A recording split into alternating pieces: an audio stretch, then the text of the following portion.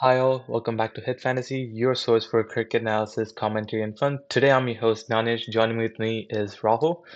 Let's start off the day by talking about the epic match that has concluded.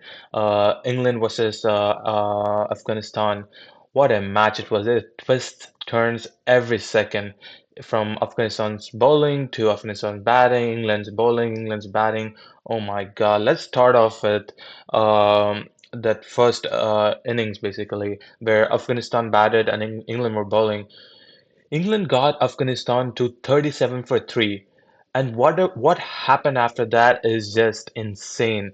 Ibrahim Zadran, after the team was 37 for 3, what a performance by him. 177 of 146. He scored the bulk of the runs for Afghanistan. Yes, there were cameos played with Azmatullah Omarzai and Nabi and Hajmat. Everyone else played some cameos, but the innings by Ibrahim Zardan, oh my God, that was incredible. They were able to post his total score of 325 for 7. So they came from 37 for 3 to 325 for 7. That's a great comeback, I think, considering the formidable bowling attack that England, in at least in the names they have, Jofra Archer, Mark Wood, Jamie Overton. Yes, I mean, Rahul knows him. But what a performance by Afghanistan. They ended up for 325 for 7. Hazmatullah Shahidi 40 for 67. Omarzai 41 for 31. Mohammad Nabi 40 for 24. Great cameos by the rest of them. And yeah, and then we went on to England's batting. We saw how they uh they got off to like a decent start, not the greatest start that they would have hoped for, but then Joe Root came in. Once Joe Root came in, he settled the things down. But he once he was gone towards the end, in the middle, we saw how Omarzad took a lot of crucial wickets, even though he came in as a middle, not as opener. Faruqi was injured for a little bit. He was out and he was in later in the game. But Omarzai was the talk of the town for the Afghanistan's bowling. Fifer, he got a fifer in a do or die match for them. Like these are just incredible numbers for them. Yeah, I think he got 5 for 48, and then I think, but yeah. Anything else to say, Rahul? I know I didn't cover everything, but you could start off by saying something else. I mean, you summed up the game beautifully. Yeah, I mean, what a game. Easily by far the best game of the tournament so far. Finally we saw a game that went down to the wire, which we've been looking for. And this kind of game shows why cricket is the best sport to watch. I mean, these kind of games are worth to watch, no matter when, even if it's 3 a.m. here in the USA. So, I mean, fantastic game overall. And like you mentioned, Ibrahim Zadran with a knock for the ages, a lifetime innings.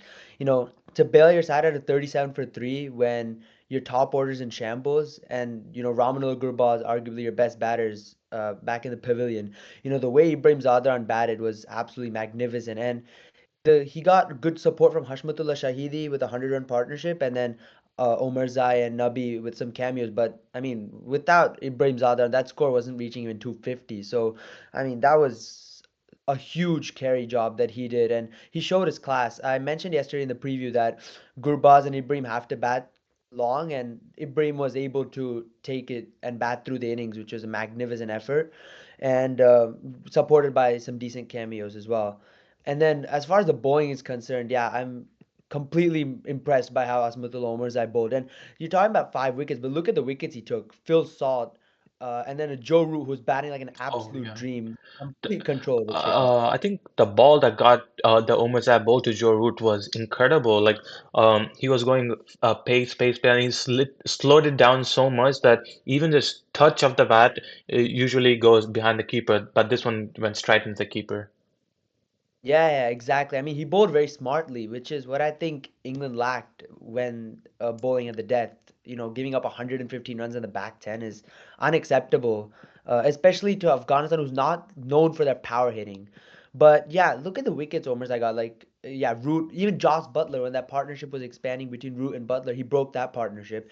Got Jamie Overton when the game was slipping away. I mean, I don't know what more I can say about Jamie Overton. That was just such a brain fade, 17 off 14 balls, and you decide to just take an aerial shot on when the game's in your Exactly. pocket. I was gonna talk about that when you bring the point up. See, when there's no point, um, yes, I always agree with. I mean, I always disagree when Rahul says you're not supposed to play aggressive shots, and I always go for the aggressive side that players should be aggressive. But then in this situation, when you don't have any batting left, the next batter is Adil Rashid, I think, after Jamie Overton. When you don't have any other batters, you're not supposed to play shots like that. You just hit Omarzai for like six or four at the previous few balls, and then you're putting the pressure on the bowler at this point. And then if you keep, there's no need for the aerial shot. That's what my whole point is. Like if you're top order batsman, yes, I would 100% agree with you. If there are a few more wickets left, like three or four more wickets left, I would 100% be on your side. But what Overton's situation was when he hit that shot was unacceptable in my opinion. So yeah, completely agreed with you. It's a brain fade. It's like it's not a smart shot. I mean, he basically cost them the game there. Because 17 of 14 with 3 wickets left, you got Jofra Archer was actually like contributing a lot in terms of the strike rate as well. So I mean, they had the game in the bag. Overton just had to play a bit sensibly, take the twos here and there. Fazal Farooqi was not at his best, especially with injury. But hats off to Farooqi. Having an injury and still bowling 10 overs even though he was not feeling his best, shows how much each of these guys respect their country and how much these games mean to them. You know, just put his body on the line for his country, and I love that attitude about each of these Afghanistan players. And Ibrahim Zadran batting 50 overs in that heat and then coming on the field and taking a crucial catch to finish the game as well.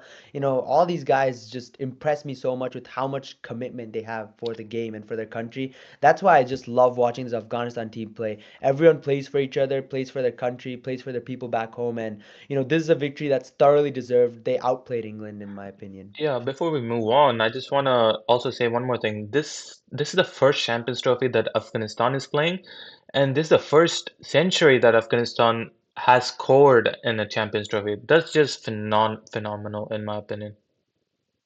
Yeah, I mean, yeah, what a knock from Ibrahim Zadran. 177 not out, if just or out. He got out in the last over, but basically is worth its weight in gold. 177 of 146, and that's why he's a hit fantasy player of the game with 261 fantasy points. It's the performance of the season as well, the hit fantasy performance of the season, the best performance by any player this season with 261 fantasy points. I mean, that was an innings for the ages, man. It's gonna take a long time to see something like that.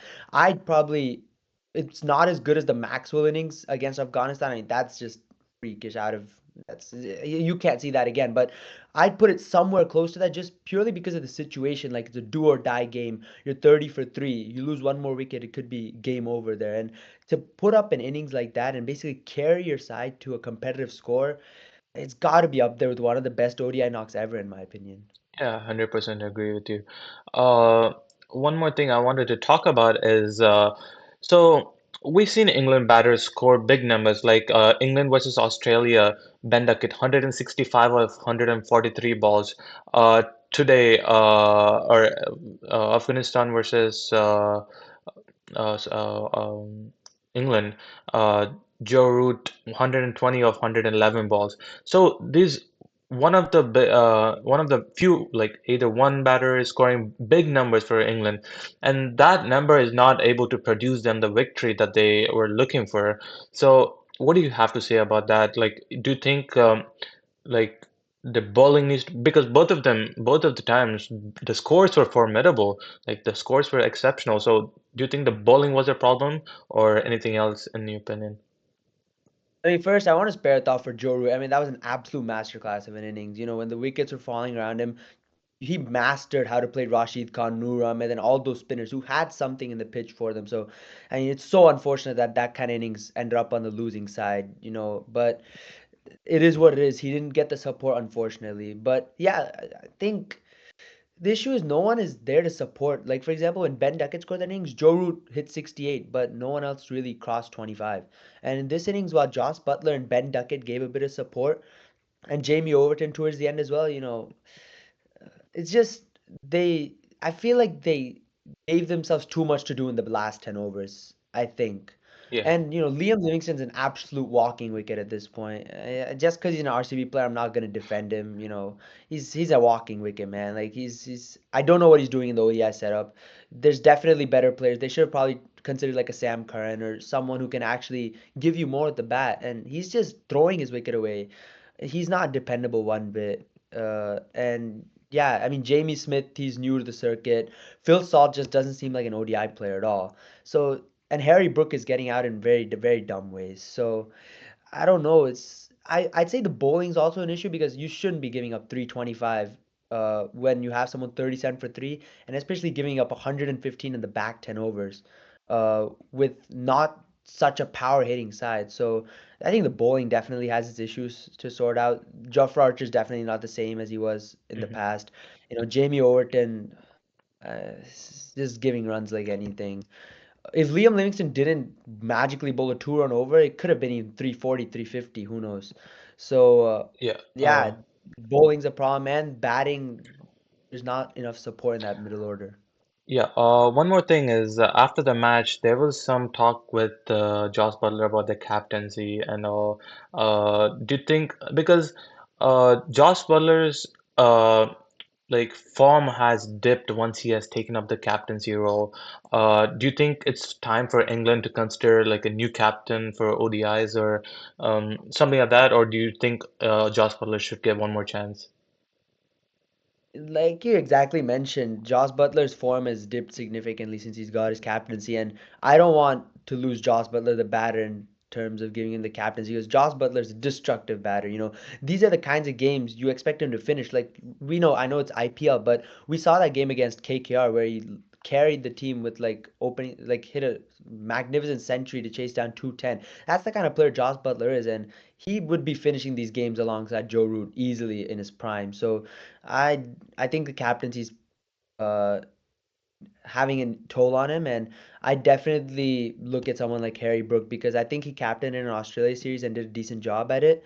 So I think Harry Brook's the next in line to take the captaincy, and I just want Butler the batter to be at his destructive best. Yeah, I think that should be it. I think Afghanistan keep their semi-finals hope alive. England, believe me or not, are eliminated early. They couldn't even make it to the playoffs. I think few of us predicted that in our preview videos. Um, so, Baseball, it's so they need to it's think about their downfall. future. And do you think that I'm not sure the questions that should be answered by English Cricket Board or too much of focus on T20s hurting their ODIs or they're in a rough patch of phase right now. So let's see how they come back from that. But They yeah, need with better playing spin. Simple as that. They need to play spin better. yeah. So, but yeah, with that, Afghanistan, yes, I already said it. They still keep their hopes alive for semifinals. But yeah, England are knocked out. They still need to beat Australia to go into semis. So we'll see. That'll be such a good game too. Oh, wait, sorry, Australia or South Africa? No, Australia. They lost to South Africa, I remember. Like I said, I think in the preview also I said that Australia versus Afghanistan is going to tiebreaker. I think again it's back to Yeah, that. So let's see. I said whoever wins that is going to go to semifinals, and I think it's going to come back to that again. But let's move on to tomorrow's match, Pakistan versus Bangladesh. Even though this match has no playoff implications on Group A side, this has huge implication on the fantasy side. Right, Rahul?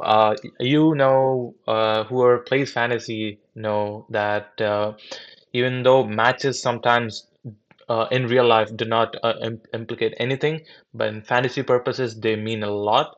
So let's talk about tomorrow's match, Pakistan versus Bangladesh, and let's talk about how that could affect fantasy too. If people don't know what fantasy is, you could check out hitfantasy.com and draft today for your upcoming IPL season.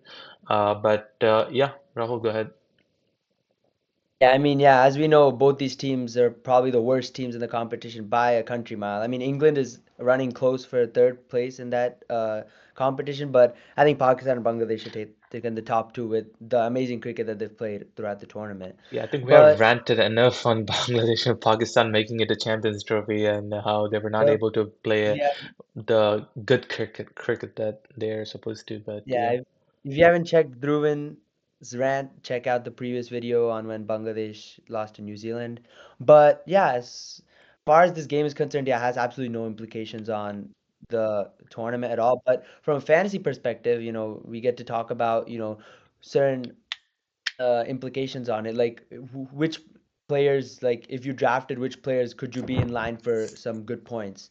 So yeah, as far as what I'm thinking, I think it'll be a good opportunity for Bob Rossum to stat pad some runs against this bowling lineup. I mean, So there's no I think pressure on him in this match. I mean, exactly. at least they have to prove themselves that they were picked for some reason in this match, right? Like, there's no pressure on their heads to score big or something. They have to play freely in this match. Both the teams, not only Pakistan, Bangladesh too. They have to prove themselves why they were in this Champions Trophy. They came Yeah, into this Champions Trophy saying they will be the champions, and they ended up not even making it to the second level. So, I mean, England also said we'll take losing to India 3-0 in the ODI series to beat them in the finals, but I don't see them anywhere near that. So I think it was Ben Duckett who said that. But yeah, that's separate. They all say they're going to be champions, but India's the one who's not said anything yet, but the best team in the competition. So I think it's better to just do it instead of say it. But yeah, as far as the yeah, I think Bob Razam will have a good game. So if you drafted Bob Razam or you're looking to draft Bob Razam, I think there'll be a good stake for that. I think Mohammad Rizwan is in line for a good game as well. Stein Shafridi might find a bit of form against that frail Bangladesh top order. And then as far as Bangladesh is concerned, I think Mehidy Hasan Miraz might have a good game because he's batting at three, bowling. So I think he would be a good pick. And yeah, I think Rishad Hussain with his leg spinners might be a good option against Pakistan as well. yeah, I mean, you took all my picks, so I now have to pick someone else, right? Yeah, yeah. I'll probably go with. Did you pick Fakhar Zaman? He's out of the tournament. Then have to. I mean, you picked Rizwan and Babar, two of the good batters from Pakistan side. I mean, what's his other name? Yeah, South Shakil? Who? Shah South Shakir? Shakil? Yeah, I mean him. Uh, Shakil. Kushto. There you go. Kushto. I'd probably pick then if you pick Babar Azam and Rizwan. You got But Salman Ali Agha. but I don't know. I don't think I'd pick him in my opinion. I mean, you got the full Bangladesh Pacers, Mustafizur, Yeah, I'll Tanzim. probably go with Fizz and Rashad Hussain. Okay. But I mean, I yeah, think I went Rishad this Hussain. really proves that even though there's no implication in real life matches, fantasy could be like real fun and um, uh, even even though like it's not gonna affect in real life, it's gonna affect you somewhere, somewhat in when you play fantasy. Yeah, exactly. And although most of these players won't be in the IPL because, there's no Pakistan players and not many Bangladesh players, even in IPL, every game has a meaning, importance if you enjoy it with fantasy. And if you like draft a team and manage your own team, it'll be so fun going through the IPL season and basically playing your own version of IPL with your friends and managing your own squad and basically like your own IPL roster. So if you're interested in something like that, check out hitfantasy.com and draft today. For the ICC You Champions. could be Kavya Marin yourself, you know, Yep. uh, Or Andy Flower. Andy Flower and become a coach. But who But do you think will be the if fantasy yeah, player of the game tomorrow? uh, Maybe talk I mean, like you said, there's no implications of both teams too. So I think I'd go with Babar Azam. I'll be honest. a fair pick because he can take his time. Hmm. Uh, where would I go? I think I'll honestly go with Mehidy Hasan Miraz. I mean, I'm not too sure, but he's bowling 10 overs, he's batting high up the order. So Pakistan's not that strong a bowling lineup. So I might just go with Mehidy. He Hmm. might do contribute with the dual skill. But yeah, who do you think has the edge? Who do you think will go home without a win, and who do you Without think a will at win. least have a constant I win? mean, bro, it's a shame if Pakistan is hosting a tournament this big and they don't have a single win. I hope Pakistan gets a win and at least pleases their fans and the country that they at least won a game. I mean, it's a small team, Bangladesh, but yeah, I have to say Pakistan has to win it. I mean, both these teams have been bad, but Bangladesh, I feel, has shown a bit more fight in both their games than Pakistan. So I honestly think Bangladesh has been the better team so far this tournament. So I'm gonna back them to beat Pakistan. Yeah, It's pretty close. I'd say 52-48 Bangladesh. when you're comparing two low teams, I don't know, it's gonna be hard to choose And between it's two. so sad. Like Pakistan, like with guys like they used to have guys like Waqar Yunus, Wasim Akram, Inzamam, Saeed Anwar, all these legends, and suddenly Shahid just Afridi, playing this poorly. Yeah, exactly. So many legends, and suddenly now Imran Khan too, that Imran World Cup Khan, yeah. win. Now suddenly it's just they're looking like such a helpless team who can't even, score par scores or defend anything either. It's just sad, but I mean, it's the reality. And same with Bangladesh. Bangladesh have never taken off, which is what's really surprising to me. Like you've seen a team like Afghanistan come from nowhere Yeah. to like contesting in every tournament and being a semifinal contender in 15 years. And Bangladesh has been here for like 30 years and they've not won a single trophies, which is I think I don't know. There's something 2007 wrong in this. was a peak of Bangladesh cricket, in my opinion. Yeah, they knocked India out that Yeah. World Cup, I think. Yeah, but they need to change something in the system because it's just not working for them. They're not able to progress in any tournament, which is shame for them considering they've had so many legends like Shakib, Mahmudullah, Mushfiqur, Tamim Iqbal. I mean, something has to change, I think. Yeah. But that should conclude the preview for tomorrow's game. There's nothing much to talk about that game either, so we'll conclude that here. So let's get into the hit or miss segment with Nanish. I mean, that's me, so I'm gonna say it. But no one were able to answer the question correctly yesterday. Yes, a lot of people tried, but there was no correct answers. The correct answer was Adil Rashid. Rahul, you want to explain why he was the correct answer? Yeah, it was Adil Rashid. He's got 6 wickets in Afghanistan, England matches, and no one's really close to him. So, Yeah, but yeah, there you go. The correct answer was Adil Rashid, and you got explanation. But today's question, which Pakistani batsman set the record for fastest century in ODIs, reaching 100 runs of just 37 balls? I'll repeat that. Which Pakistani batsman set the record for fastest century in ODIs, reaching 100 runs of just 37 balls? There was a hint in this video. I said the right answer in this video too. So just go check that out. Maybe you guys can guess that. Okay.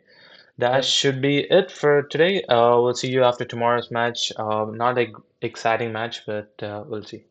Thank you for watching. I mean, Signing off. Pakistan Bangladesh Asian rivalry, they have some stuff going on. Maybe we'll see some uh more than the cricketing action, we might see some entertainment. Yeah, hopefully. But that should be it. Thank you for watching. Signing off.